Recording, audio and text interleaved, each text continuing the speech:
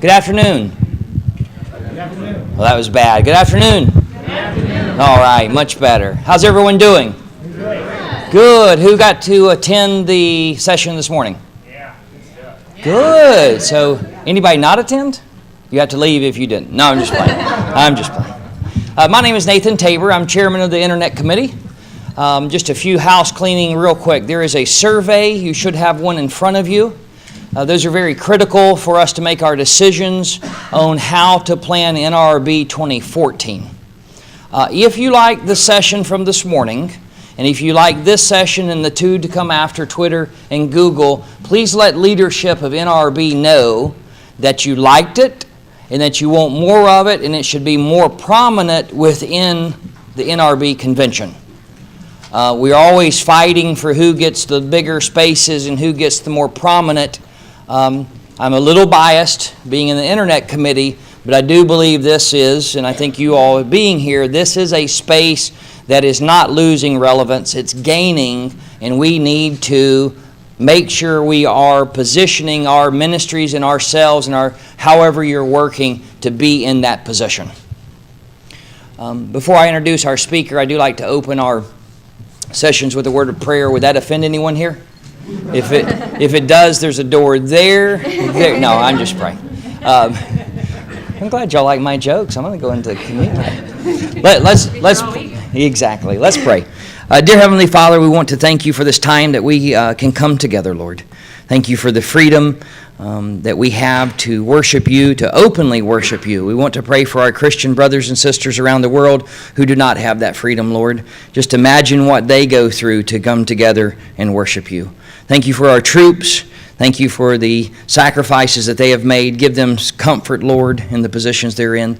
Dear Heavenly Father, thank you so much for Katie and for the position that she serves in at Facebook and her willingness to come take time out of her schedule to present to us. And the Twitter rep and the Google rep, bless them, Lord, spiritually, financially, mentally, and physically, Lord. Thank you for this time again. Let us learn. Let us be able to go back and to apply what we have learned.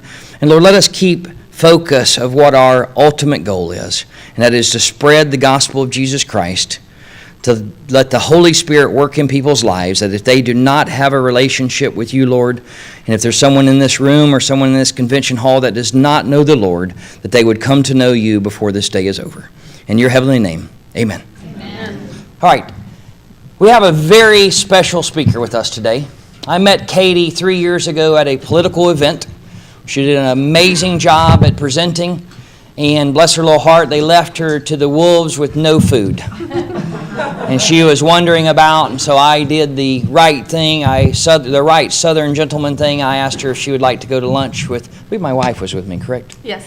And said, would you like to go to lunch? And we ate some good Southern sushi. No raw fish in the South, right? So since then, I've gotten to know Katie. She is dedicated not only to politics, but she's dedicated to helping ministries and nonprofits understand the Book of Faces. She will meet with you all. She will talk with you all. How many have shot, a Facebook email and not gotten a response out of, we've got your email, we'll get back to you at some point in the next 10 years? Katie will actually get back with you. She will work with you to help you understand. And this year, and do thank her afterwards, I reached out to Katie to get Twitter and Google here, and there was not a moment of hesitation in emailing her, co-company folks that she travels around with to get them to come and present here. So please help me welcome Katie Harbeth in her presentation. All right. I hope you're all awake and not in your post-Chick-fil-A lunch nap time. But a lot of you, mentioned who I was this morning, and so I won't spend too much time on this. But like Nathan said, I'm originally, I work at Facebook. Last week was my 2-year anniversary at Facebook, and prior to that, I worked in Republican politics. From Wisconsin originally, Green Bay. I'm a huge Packers fan. And I want to take you through today how you should sort of be thinking about your Facebook strategy as a whole. But I am not hard to find on the interwebs. I am at facebook.com/Katie Harbath, and I'm on Twitter at Katie Harbath. If I don't get to any of your questions today, if you later on in a couple of weeks, you're like, what was that Facebook woman talking about? I can't remember. Feel free to shoot me a note. I try to be as responsive as possible. You saw me get made fun of for tweeting with people while I was up on the panel. But I do want to help, and I do want to answer questions, and I try to answer as fast as possible. But unfortunately, God only made one of me, or I guess fortunately, but he did not give me the gift of not needing sleep. So I talked about this a bit today, but I want to visualize it. I talked about it this morning for you. Of really starting to think about how much of our lives have become social. You know, in the 1990s, you had to know that website address. You had to think, oh, I wonder if there's anything new on the church's website. I wonder if there's any new events going on. The user had to actually think about it and go to that site. Then in the 2000s, it was about search. You would search for what are restaurants in my area, what are churches in my area, what are the Bible groups, what's available in my area. And you get a list of links, and you knew that they were probably the most popular ones, but you had no idea if those were ones that your friends were clicking on, if they were ones your neighbors were clicking on, or if they were people on the other side of town or the other side of the state or maybe the other side of the country. And now we're really moving into an era of social discovery as well. More and more people are getting their news and information from places like Facebook and Twitter. That's where they're spending their time, and they're getting prompted to go to these sites and get more information. And don't get me wrong, you should still have your websites. I'm going to be the first one that would say do not just be on Facebook. Because Facebook exists not just on facebook.com, but on all of your properties. And I'll go through this a little bit, but we have these things called social plugins, so those like buttons that you see everywhere. And why these are so important is that you're starting to be surface news and information from your friends. You trust it a lot more because it comes from somebody you know. And the more of your friends that you see taking a particular action, the more likely you're going to click on that link too, or you're going to take that same action, or at least look into it a bit more. Because there's a part of it where you don't want to feel left out, but you also really trust them. So the question you want to ask yourself is, for everything that you do, how do we bake social into our strategy? And how people are getting this information is changing. On Facebook now, there's about 6 hours per month spent on desktop, but 11 and a half hours per month per user on a mobile device. And that's both phone and tablet. And a lot of people are watching television now and being on their tablets or their mobile phone. They're in the grocery store line. They're waiting for church to start maybe, or they're waiting to get in line. And they're going on their Facebook pages or in their Twitter accounts just to see what's happening. And that's a perfect opportunity for you to get your message in front of them, to engage with them, and to bring them into part of the community. And we've got a whole lot of content that you're competing with when you are putting anything up on your Facebook page. Every single day in the world, there's 3.2 billion likes and comments generated. There's 526 million users log in out of our billion every single day. And there's 300 million photos that are uploaded onto our site every single day. And we're reaching most of the internet population, more so than any of the other platforms. They're awesome platforms, but you do really need to think about one of the benefits of Facebook is the audiences that you can reach. And it's probably hard to read, but that graph in the upper left-hand corner, that is showing you the users by age in different age ranges. And it's not just the 18 to 24-year-olds. You can see 25 to 54 are our biggest amounts of users. And there's even quite a few we're getting into where it gets into 65 plus and older folks. We actually had a funny story a couple weeks ago. A woman at the ripe young age of 104 was having to lie about her age on Facebook because we'd only let it go up to age 99. And so we apologized in the press, we fixed that, and we sent her a Facebook hoodie, and she took a picture in it and sent it to us. So now she didn't have to lie about her age on Facebook. And when you think about it, so this is what your page looks like to you. And it's hard to get an entire page on a PowerPoint, but this is a very popular page that Nathan's brother runs, Jesus Daily. And this is what your page looks like to you. And it's an important thing to pay attention to. You want to have that good first impression, great visuals for a cover photo, a lot of great posts. But you need to remember that to your fans, you are just another, this is what your content looks to them. Your page is mainly a source of information. They rarely go to your page unless you're actually driving people there. They're getting your content in newsfeed. And on average, we see on Facebook, and again, this is just an average, so you might be above it, 16% of your users are going to see something organically because you are competing with all of that other content that their friends are putting up, that other pages are putting up, not just brands, but other nonprofits, other charities, other churches. And you want to make sure that you're getting people to regularly engage with you to help compete for that content.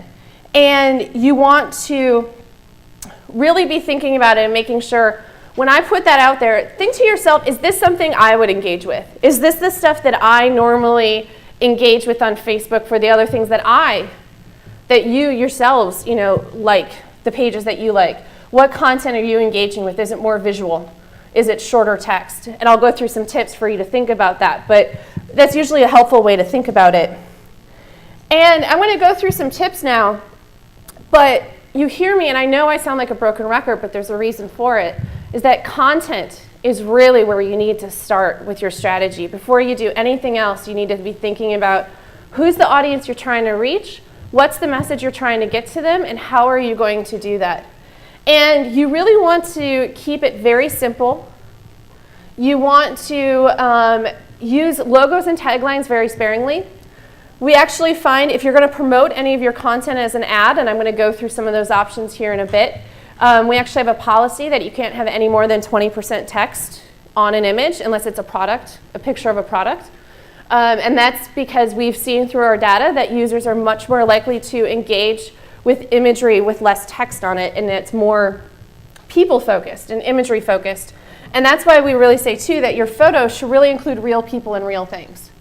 The more that you can be telling the real stories of the people in your community or the people in your ministry and really helping to amplify that, the more engagement you'll get on your pages. And so a couple of tips to think about as you're creating, I really recommend that you create a content calendar.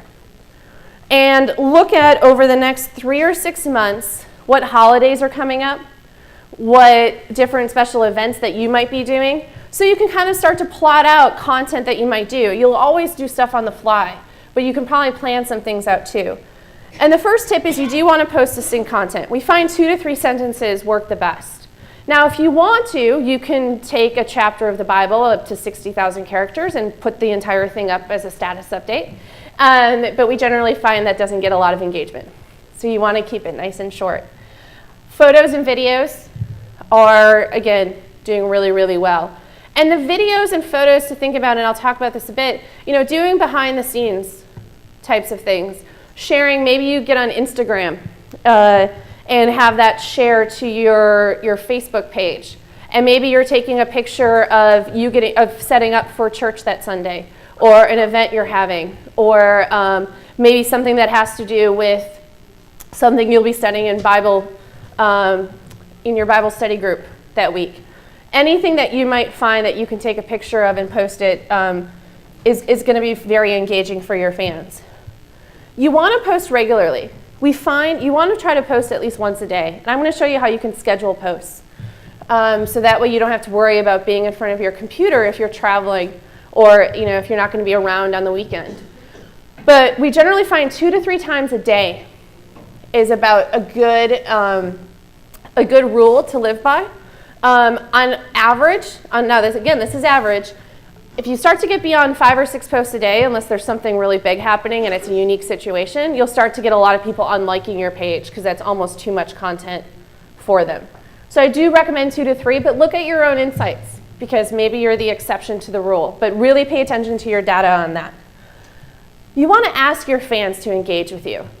Just because you post content or you post a link or you post information doesn't mean they're just going to automatically start sharing all of their thoughts about it on the Facebook page or sharing it with friends. You really want to ask them their opinion, you want to ask them what they think, and you want to encourage them to engage with your content. Because remember, for every person that you get to engage with your content, there's the potential that their friends will see it. And that's how you get a lot of that viral reach. Behind the scenes, we've seen people do welcome videos. So they might do a welcome video showing people the office, what services they provide, behind the scenes of who helps make the ministry run or the church run. Or if you run a small business, you might be showing new merchandise that you got in that day. You might be showing, if you run a restaurant, the special of the day, the food that you're serving. Because remember that you showing up in that person's newsfeed might prompt them to come back into your store, or it might prompt them, they see it on a Saturday, it might prompt them to think, I should go to church on Sunday, or I should remember to do that. And you can use that as a way to always be in front of mind and helping to remind them and prompt them to take any sort of action. And we find that behind the scenes can work really, really well for that. You also want to be timely, and this is where that content calendar can come in really handy. People love to share stuff that makes them look smart. They love to share stuff. They love to share stuff that makes them look smart, but it also helps, it's something that they're very proud of or that they find very interesting. So we find, for instance, for members of Congress, they'll share a lot of times, they'll look up when it's the military's birthday or it's the day that their state became a state. Wait, there's something smart coming out of Congress? I'm sorry. It happens every once in a while. Every once in a while. 1776. Very true.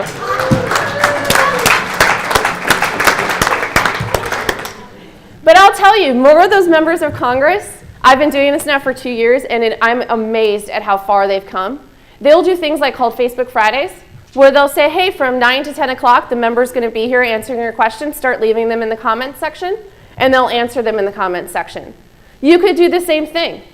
You could say, if you want to do you have questions about X, Y, and Z? I don't know what it might be, or if you regularly do town halls. Offer to people, hey, if you can't come to the meeting, ask us some of the questions here on Facebook, and we'll be happy to answer them. It can be a great way to engage with the community. But the being timely thing, I mentioned the Oreo use of Facebook during the Super Bowl.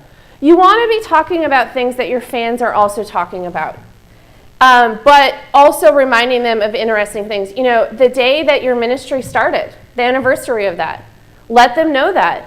All of the days, all of this, a lot of this stuff, leading up into Easter that we're coming up into.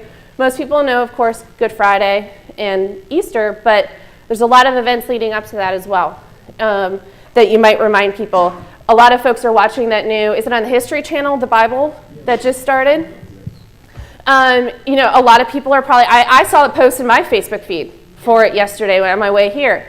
People are talking about that. So maybe you have somebody watching and doing a post about that or sharing information about that show. But you kind of want, it's hard to get into it, but once you do and you start thinking about everything that you're kind of looking at, is this an ability for me? Is this something I should share with my community? Is this something I should engage my community with? And is this something they might want to hear? And you're totally fine putting it up on Facebook and Twitter and later on, and then also putting it in the Sunday Bulletin. Because you never know which way people may have seen it. And so you want to make sure that you really are covering all of your bases. You can schedule posts now. We find that between 9 and 10 o'clock at night is our most engaging time on the site. There is a smaller blip in the morning, but this is across all time zones, all ages. And a lot of times they're doing it while watching TV. They're multitasking or doing dual things. But I know many of you are probably not thinking about work at that point in time, and you're with your families. So you can actually schedule your page posts now. And how you do that is when you're on your page, and you click in the box that says write something, and it expands out, and you get that menu there in the bottom. I forgot to highlight it, but in the lower left-hand corner, there's a little button that looks like a clock. If you click on that, then the box there on the right will pop up, and you'll start with the year, the month, the date, the hour, and the minute. And you can do the minutes by 5 minutes intervals. So you can schedule these posts. And you can schedule them not only to go out at night, but on the weekends. So that way you can make sure that you've got content regularly going up. And after you schedule it, it goes into what's called your activity log. And there you can find it to change the time, to publish it right then and there or delete the post and not have it go live. Yes, sir, in the back. Yes, the admin's time zone. So whatever time zone we have you on, so if we know that you're in Central, it'll happen in Central. If for some reason we don't have a time for you, it goes by Greenwich Mean Time. Yeah. If your page has more than 5,000 fans, you can also now target your post organically to certain types of fans. So this is only if you have more than 5,000, unfortunately. But now when you click in that box to write your update, next to the clock symbol, there's one that looks like a target.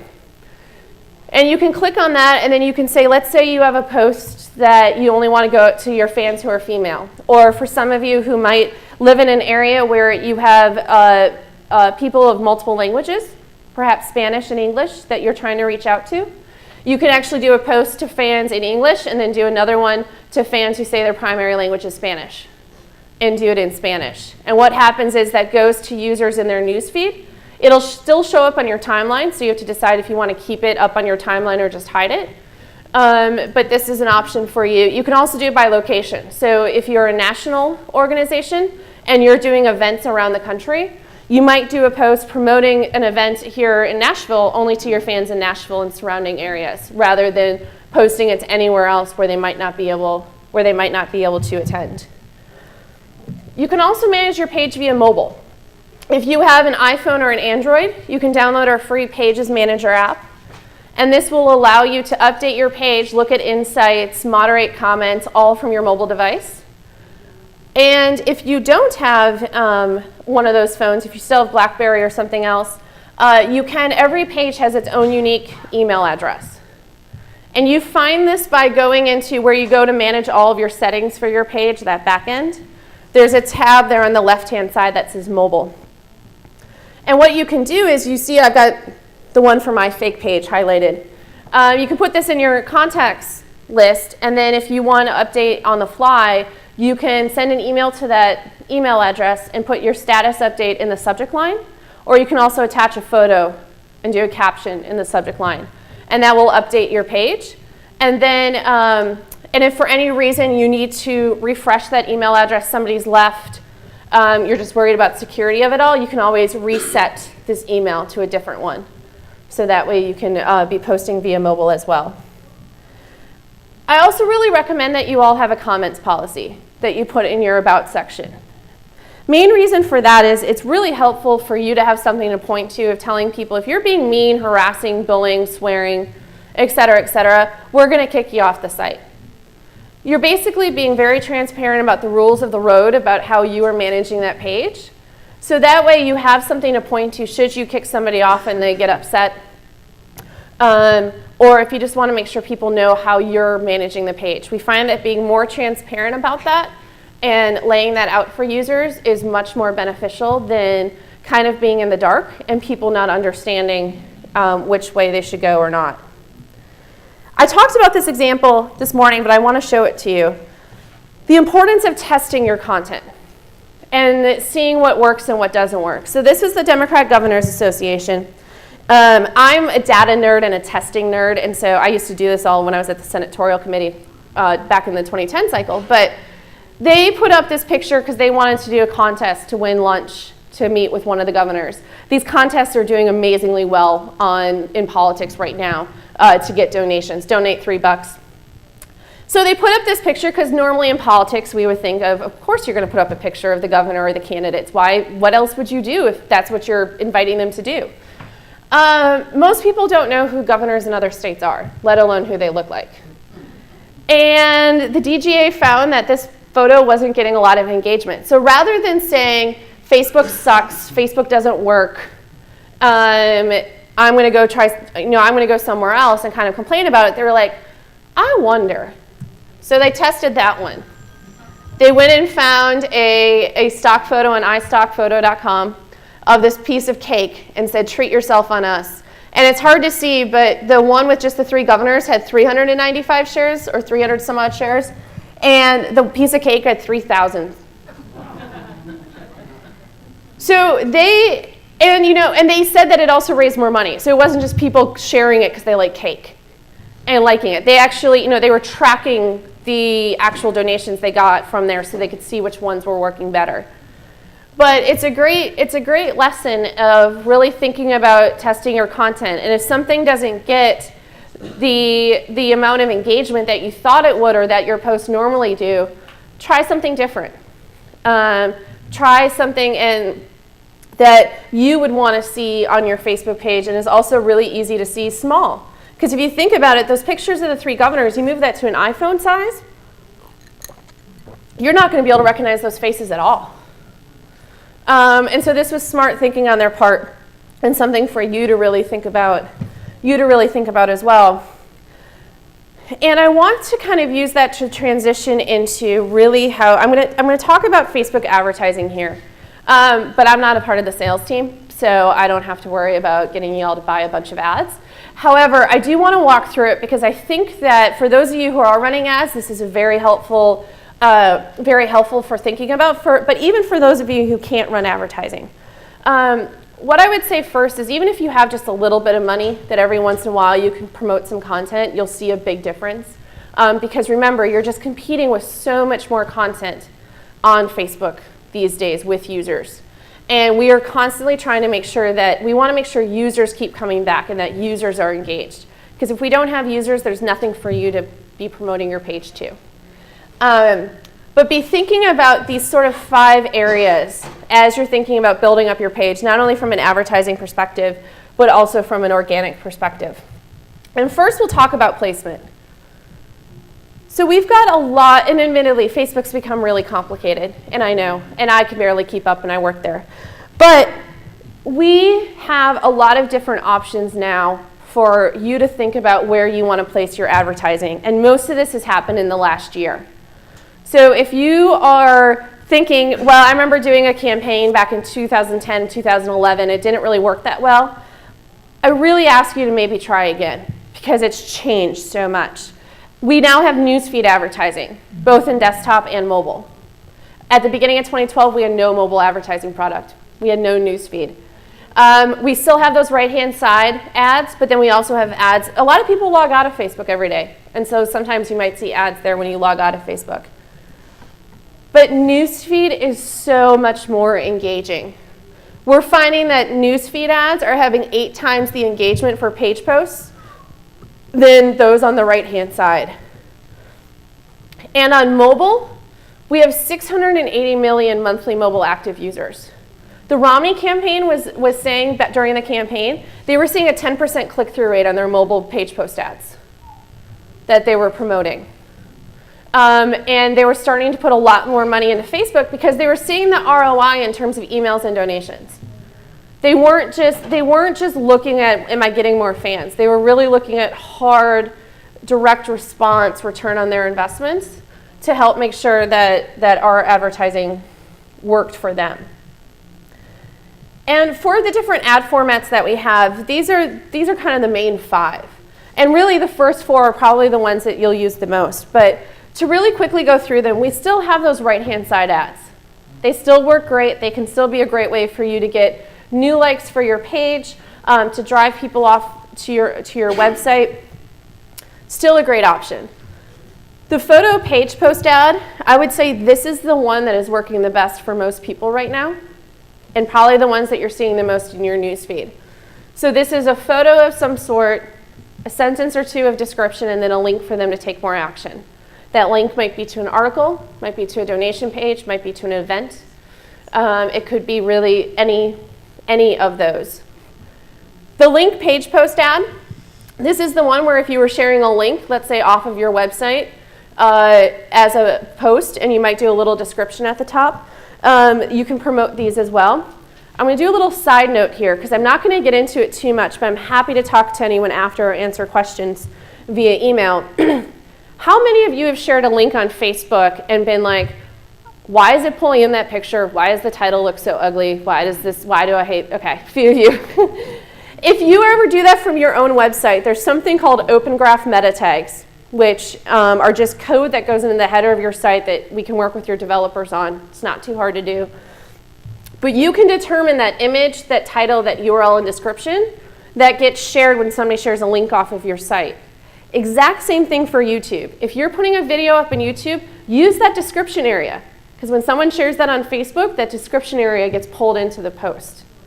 So you want to make sure that you're utilizing all of that space that we're giving you. And we find that these link page post ads can work pretty well, too, of driving people. But again, you want to test it for yourself. Don't take my word for it of what might work or what might not work, or necessarily listen to what best practices other folks might tell you. But you always need to test it yourself with your own fans. You need to constantly be testing. We have offers now. So if any of you, this works for businesses, or if you have a book or an event that you want to offer 15% off on, 10% off on, buy one, get one free, really the sky's the limit. You can do what's called an offer, and people can redeem that coupon code right on Facebook. It shares with their friends that they've redeemed this offer. And then you can, and then they can go to your site or wherever you want them to go to fulfill that. But we've seen these work really well. The campaigns found that these worked really well for their stores. 15% off a t-shirt, bumper sticker, get a bumper sticker free. The Obama campaign used that geniusly. Get a free bumper sticker. Just give me your name and address and zip code, phone number, and all of this information from you. So we can send you said bumper sticker, but we get to keep all of that. But you can think creatively in terms of how to use offers. And then we also have mobile app installs. So if you have a mobile app that you want to drive people to install, you can actually run ads that will appear to people on this in which to do that. So I want to make sure I leave plenty of time for questions because it's already 3 o'clock. So let me just really quickly talk about targeting. We have all of the basic targeting that you can do if any of you have run ads. Demographic, location, their education, workplace, their likes and interests, all of that. But we also now have something called custom audiences. And this is all, I know I'm throwing a lot at you, so this again is why I work at Facebook, and I've got colleagues as well that we can help walk you through this more. But now if you've got a list of email addresses or phone numbers, you can upload those to Facebook for free. We'll only charge you for the ads. You can upload that to Facebook. We don't keep any of that information, but we secure it on your side. We have our stuff secured on our side, but we match them up. And we'll tell you a percentage. We matched 40%, 50%, 60%. And you now have that audience that you can run ads to on Facebook. So you might take that audience and say, okay, which of these people aren't already fans of my page? Let me try to get them to be a fan of my page. Maybe you've got an email list and you've got a large chunk that hasn't opened it in quite some time. So you might do a list of these are people who I have email addresses for, but they haven't opened an email from me in 6 months. Let me try to re-engage with them on Facebook. It's a new way for you to take your offline data and try to be reaching people on Facebook with that information. And then the big thing too is really doing optimization. We have a great tool called Optimize CPM, and we kind of walk you through the different options when you go to facebook.com/ads. But we have one, this Optimize CPM will adjust your bid throughout the day so you stay competitive with other people. And that way, and you can see every 15 minutes your ads dashboard refreshes, so you can see how much you're paying per click. You can put how much budget you want to spend on Facebook, and we'll stop at that budget. But this is another opportunity for you to really make sure that we find that when you use the Optimize CPM, you're reaching those users that are most likely to convert. Because we know through our system, who are people who've clicked on ads before, who are people who have converted for other businesses. And that's why we're trying to use that Optimize CPM to make sure that you're reaching those people. We also have a new tool that just came out, conversion tracking. So if any of you are driving people to your site to donate or anything like that, you can put what's called a pixel on your site, and then you can make sure that if somebody has, we will tell you if somebody has landed on that page. So you might put it on the thank you page after a donation to tell people whether or not they converted. And then you want to measure. Measure. We have a couple of different ways that you can do this. I won't go into the third-party partnerships because those have spend requirements of about $100,000 plus. But for free, we offer you, You have a lot of ad performance targeting. You have your page insights.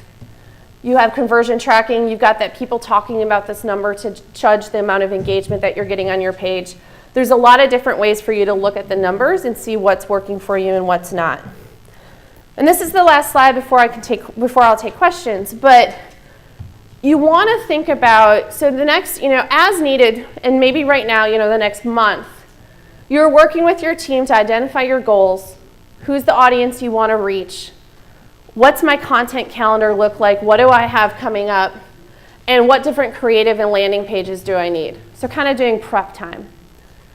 Then for about 3 to 6 weeks, you want to be doing a low-cost test. We don't want you just throwing a bunch of money at Facebook right away without necessarily knowing what works for your fans and what doesn't. So consider doing a low-cost test until you get to that point where you see something working pretty well. And a low-cost test depends on different people and who you're targeting. So it could be, if you've got a really small target base, maybe it's only $100 or $200. If you've got a larger target base, maybe it's $2,000. If you're going nationwide and you've got a lot of fans, you might need $20,000 for that test. It's really, it depends on your individual budget and needs for that. But then once you do find something that is working pretty well, a post that's getting a lot of engagement, something that's taking off, you want to put money behind that to help that go even further. Or if you see a piece of organic content working really well, maybe you put $100 or $200 behind that to promote that, to help see if you can get it to go even further. But you want to constantly be doing that testing and reiterating of seeing what works really well and what doesn't.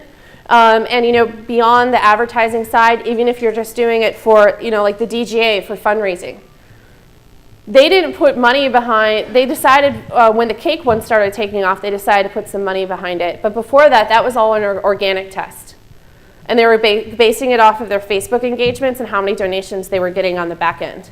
And then they decided to put money behind it. So you can do this too, even if you don't have an advertising budget. But you kind of want to always be rethinking of how can I be testing and scaling and doing that.